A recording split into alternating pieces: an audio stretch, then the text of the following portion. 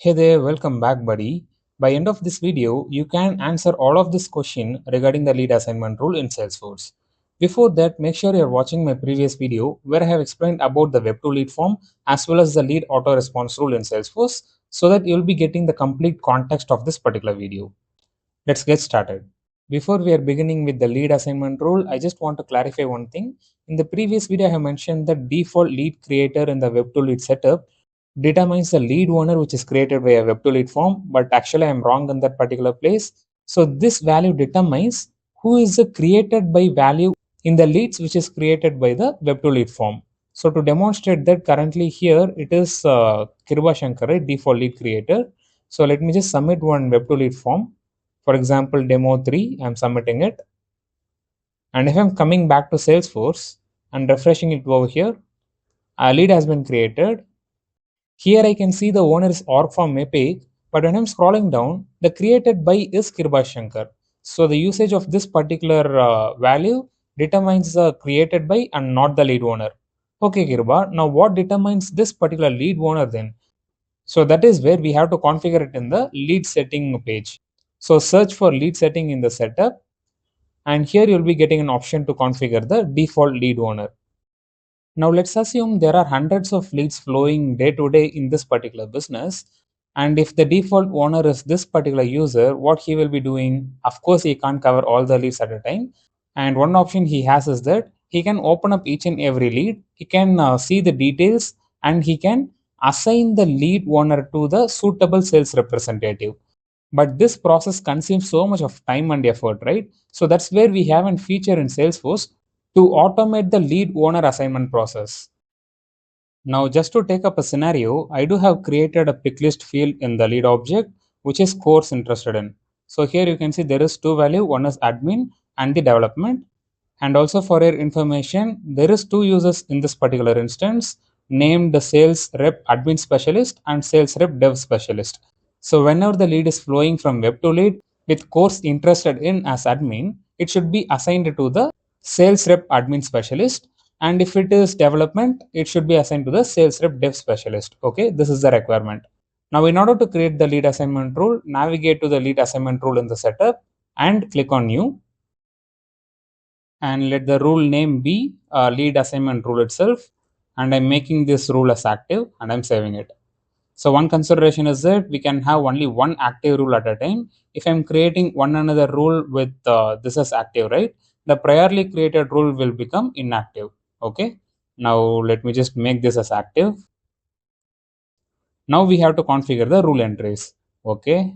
First, let me configure the first rule entry, which is course interested in equals to admin.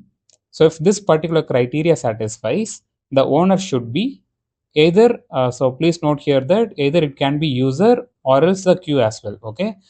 For this criteria, I'm selecting user. And for the next criteria, which is development, I'll demonstrate how to create a queue and assign queue as the owner. Okay. Now let me select the sales rep admin specialist as the owner. And here you can see there is an option to select the email template. So which is nothing but upon owner assignment, which email template should be triggered to the lead owner. Okay. It is not to the lead, it is to the lead owner. For now, I'm leaving it as empty. And we can see the usage of this particular checkbox. Do not reassign owner later in this video itself. Now let me click on save and new. Okay, one rule entry have been created successfully. Now what is our second rule entry? So whenever the course interested in is development, it should be assigned to the different user. So for that, let me configure the criteria.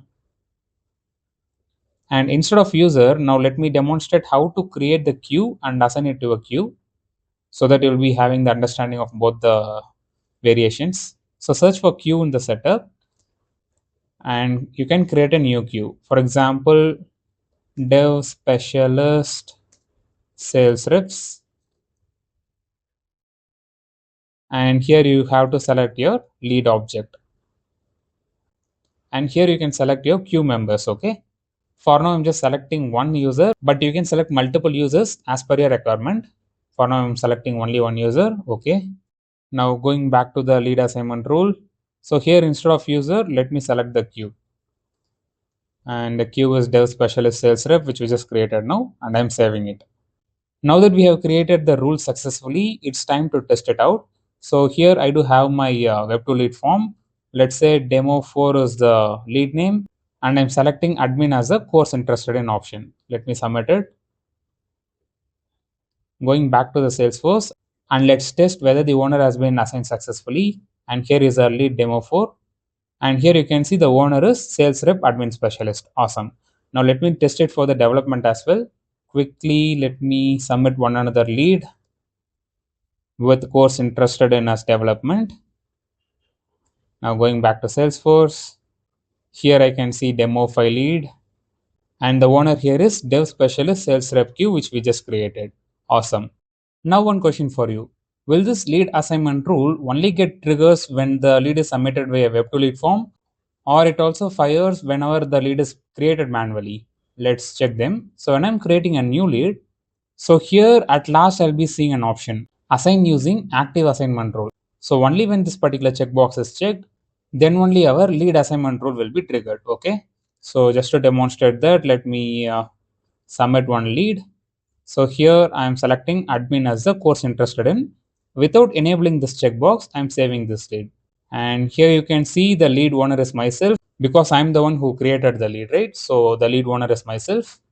But let me create one another lead by enabling that particular option. Let's say test one, and I am keeping course interested in admin. Now I am enabling this particular checkbox and I am saving the lead. And now you can see the owner has been assigned based on the lead assignment rule. Awesome. Now, if you're asking, Kiruba, is there any way that you can make this particular option as by default true? And yes, there is a way. So that you have to configure it in the page layout. So let me demonstrate that as well. So navigate to your page layout. And here you'll be seeing an option known as layout properties. And here you can see lead assignment checkbox. Make this as default and save it. Okay, let me quickly save it. Coming back here, let me hard refresh it once. And now if I'm trying to create a new lead, you can see this particular option is by default enabled. Now, one more question for you. Will the lead assignment rule gets triggered only when the lead is being created, or it also gets fired whenever the lead is updated as well? Let's find that out. For that, I'm selecting demo file lead as an example. Here you can see the course interested in is development. Now, the owner is also dev specialist sales rep. If I'm updating this particular option to admin, do you think the owner will be changed based on the lead assignment rule? Let's test them out. Now I'm saving the record, and you can see the owner didn't got changed. But I do have observed one another crazy behavior. So to demonstrate that, let me revert it back to development itself. Okay. Now if you are updating the record by clicking on this pencil icon, we just seen that the owner is not getting updated based on the lead assignment rule. But whereas if you are updating the record using this edit button, here you can see this checkbox is present because in the page layout we enable this particular option, show on edit page. Now if I am changing the course interested into admin and I am saving the record, here you can see the owner is getting updated based on the lead assignment rule. I just want you to remember this particular functionality. Okay. Now on another question. Will the lead assignment gets triggered whenever the lead is getting created via Apex? Let's test them out. For that, let me open up the developer console. And now I'm going to create the lead via this particular code snippet. So if you're new to Apex, need not to worry. Here I'm just creating a lead record by code level. Okay. Now here you can see the first name is John, last name is Doe, and the course interested in is admin currently. If I'm executing it, you can see a lead has been created in the Salesforce with John Doe as the name. But if I'm checking the owner is myself because I'm the one who created the lead, right? So which confirms that if you're directly inserting a lead record like this, lead assignment rule will not get fired.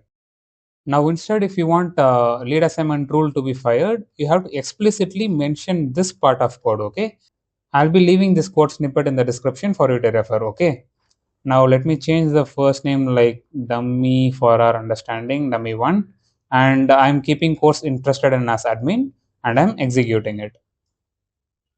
Now if I'm going back to Salesforce, you can see the record has been created successfully.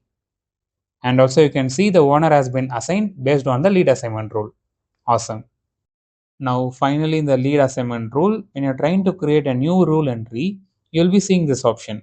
Do not reassign owner. We will see the purpose of this particular checkbox and we can wind up this video. In order to understand the functionality of this particular checkbox, let me tell you a scenario. So let's say there is a sales rep known as sales rep admin specialist was assigned to a specific lead and he developed a good rapport with this particular lead, let's say. And he is in the stage of converting this lead to his customer. But due to some requirement change, the lead want to change his interest from admin to development. But as we have seen that when you are editing the record by this interface, by enabling this particular option, we know that lead assignment rule will be kicking in, and based on the lead assignment rule, the owner will get changed. But at the final stage, if the owner is getting changed, again it will be difficult for both the sales rep as well as the lead, right? Because from the beginning, sales rep wants to understand about the lead, what is the lead requirement, so on so, right? And now let's say to prevent this particular issue, sales team is requesting you to create a checkbox in lead object. So whenever they feel they are more comfortable with the lead and they don't want any lead assignment rule to change the owner, they're requesting to create a checkbox. So whenever this checkbox is enabled, lead assignment rule should not be effective. So this is the requirement. Okay. Now for these type of scenarios, we can make use of this particular checkbox.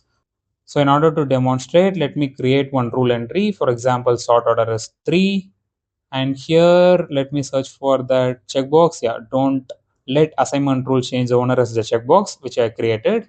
So if it is true, I am enabling this checkbox. Do not reassign owner, which means that there won't be any change in the existing owner. So let me save it. If I'm going back to the lead record, I'm enabling this particular option.